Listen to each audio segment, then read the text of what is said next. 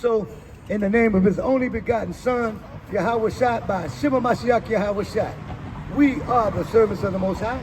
We come out here every weekend to wake up our people, to show them to repent and come back to the ways of God. Give me Ecclesiasticus, Sirach 36 and 11.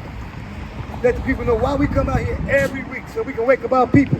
Tell them to repent. Go back to the ways of Yahweh, the Most High God. Repent, go back to the ways of our people, keeping the laws, statutes, and commandments.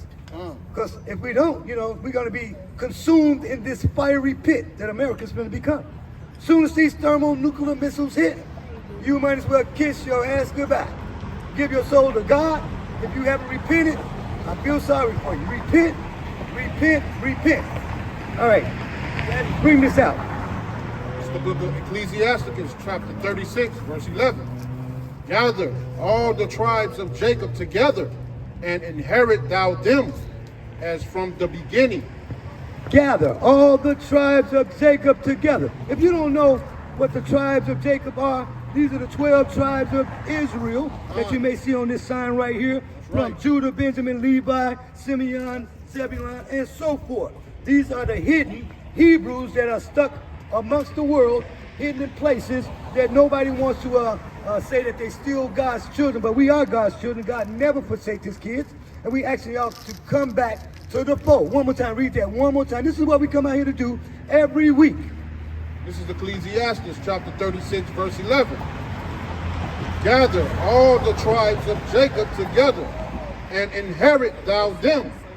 Gather all the tribes of the children of Israel together and inherit. Inherit what? What are we supposed to inherit? What are we supposed to inherit?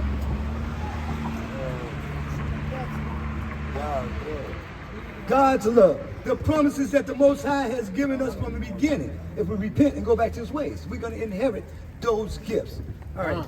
Give me Deuteronomy 32 and 7 through 9. You know, we have to repent. We have to go back to keeping God's commandments. Brother, let me ask you a question. Is it that you had any little bit something to drink today, bro? You got a habit, bro? Because, you know, God can change all the things about us. If we want to repent, we got habits, things that we want to get rid of. You know, God can change all of those things for us. That's right. You know, we just got to repent, go back to keeping God's laws, statutes, and commandments. Okay? It ain't going to be easy. It ain't going to be easy. Trust me, it ain't going to be easy. Bring this out, bro. The book of Deuteronomy, chapter 32, verse 7. Remember the days of old, consider the years of many generations. Ask thy father, and he will show thee thy elders, and they will tell thee. Listen, you got to go back to the old ways, y'all. I'm so tired of all people trying to figure out a new way of living, and the new way of living ain't working. It's just not working. We got to go back to the old ways. We got to repent, go back to the ways in which the fathers and mothers used to teach us. They're not teaching anymore. Is there more on that? You want verse 8? Yeah, verse 8. Verse 8. Go to 9. And the Most High divided to the nations their inheritance when he separated the sons of Adam. Stop right there. Most people don't understand this. God divided the nations. You know, we always talking about come back together. I want y'all to understand, we are a separate people. We must come out of the ways of America. We must come out of the ways of this wicked world and go back to keeping God's laws, statutes, and commandments. Right. Come out of this. Separate yourself from this wicked world. The Bible says right here, God divided the nation. Why we keep trying to put people back together? Why do you want to put all these nations back together when God has already divided the nations? Read on.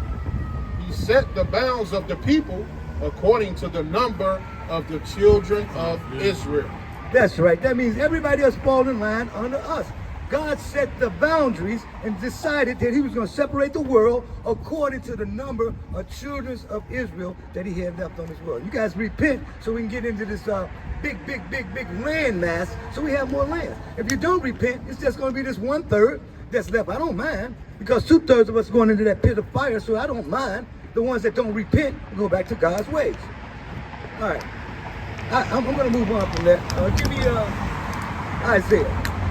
Isaiah 48 and 5. Chapter 48, chapter 5. You know, because we got to go back to the ways of God. So don't nothing change with the Lord. He's the same yesterday, he's the same today, and he's the same tomorrow. All right, King, bring this out. the book of Isaiah, chapter 48, verse 5. I have even from the beginning declared it to thee before it came to pass.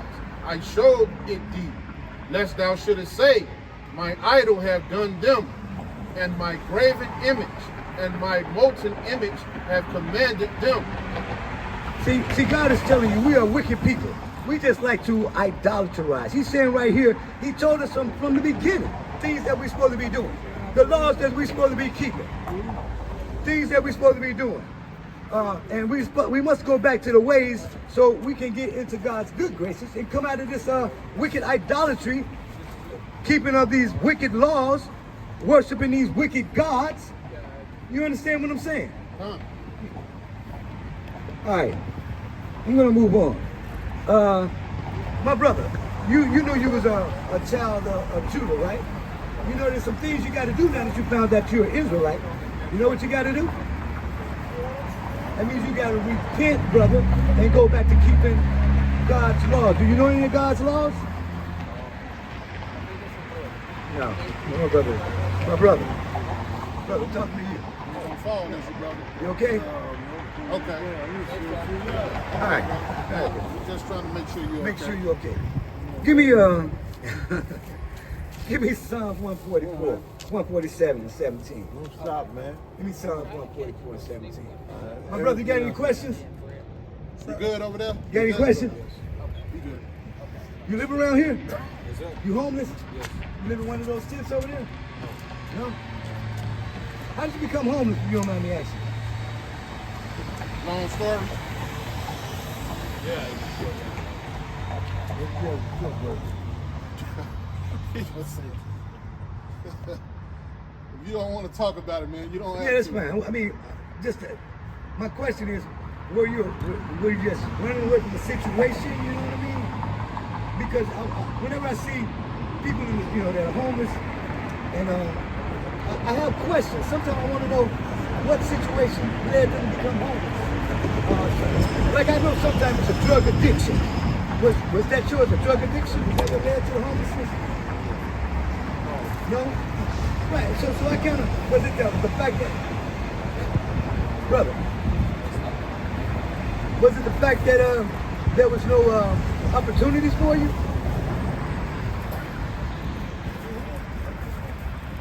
I was just, no, I'm good. I really Okay. You good? You don't want to talk about All right.